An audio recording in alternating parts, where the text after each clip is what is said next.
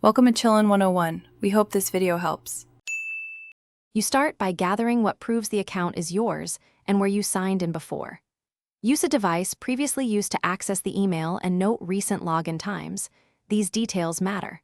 Once done, open the provider's official account recovery page and enter the email address. Make sure to choose the exact recovery option that matches your stored phone or backup email. This step narrows automated checks and primes the system to accept deeper verification requests. Now move through the provider's multi-step verification flow. When a code is sent, use the backup phone or email you prepared. If you have a trusted device, approve the sign-in prompt there.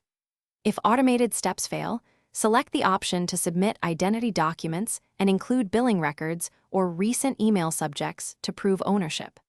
Make sure to describe recent actions and settings in plain terms. The system reviews those patterns to link you to the account.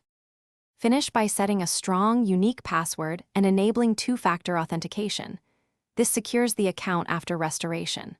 Once in, immediately verify recovery options, export necessary emails, and update link services. If the provider denies recovery, don't panic.